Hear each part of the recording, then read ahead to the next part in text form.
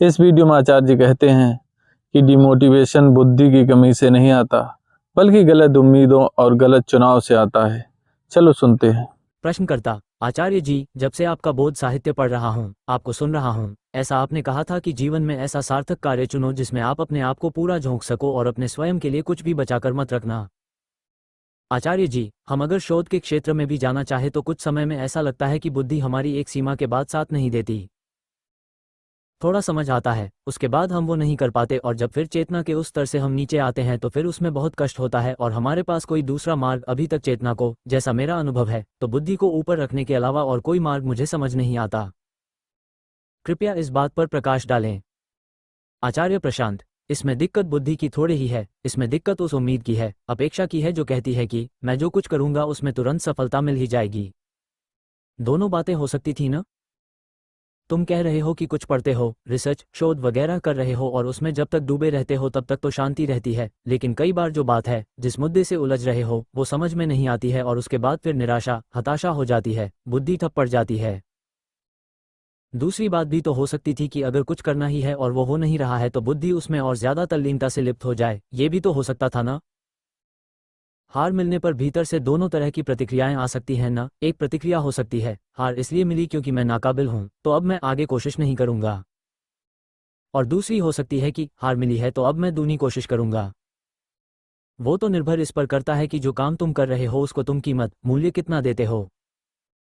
जो काम तुम कर रहे हो अगर तुमने उसको कीमत ही इतनी दी है कि भाई, अगर ये एक दो झटके में हो गया, थोड़े से श्रम में हो गया, तब तो ठीक है, और अगर उतने में नहीं हुआ तो हम और ज्यादा जान लगाएंगे नहीं, क्योंकि इस काम की उससे ज्यादा हैसियत ही नहीं है। तो फिर तो यही होगा कि जो करना चाह रहे हो अगर वो तुरंत फुरत नहीं हुआ तो तुम उस काम के प्रति उदासीन हो जाओगे, उसको छोड़ छाड़ दोगे।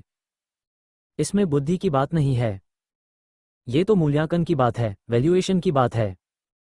जो काम तुम कर रहे हो उसका मूल्य कितना समझते हो, और जैसा तुम उस काम का मूल्यांकन कर रहे होगे उसी हिसाब से तुम ये भीतरी उम्मीद तय कर लेते हो कि उस काम में तुमको अपने आप को खपाना कितना है, समर्पित कितना करना है। भाई, आपको अगर पता है कि आप जो करने जा रहे हो वो बहुत बड़ा काम है तो क्या आप भीतर ये उम्मीद रखोगे कि वो काम जल्दी से पूरा हो जाए?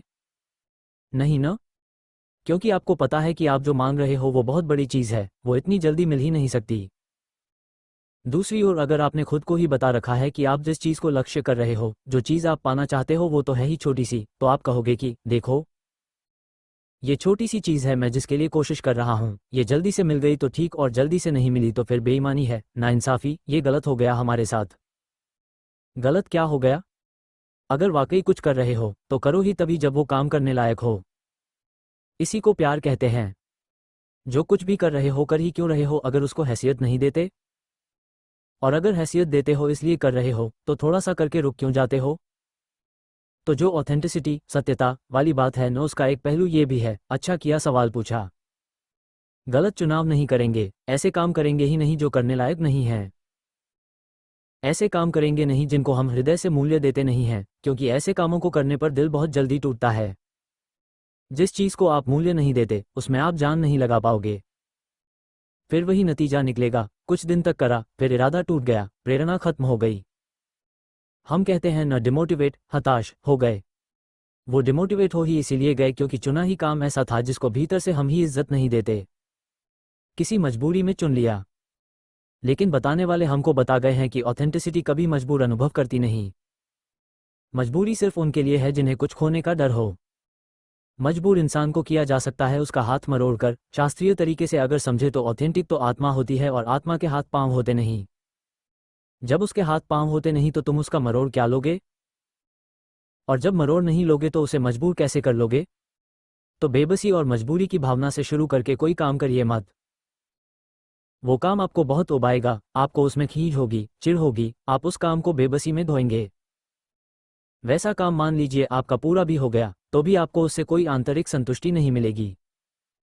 आप कहेंगे, हाँ भाई, ये प्रोजेक्ट था, पूरा कर दिया, खत्म हो गया। दूसरी ओर अगर काम हृदय से चुना है, ऑथेंटिकली चुना है, तो वो काम जिंदगी भर भी पूरा ना हो तो भी आप शिकायत नहीं कर पाएंगे।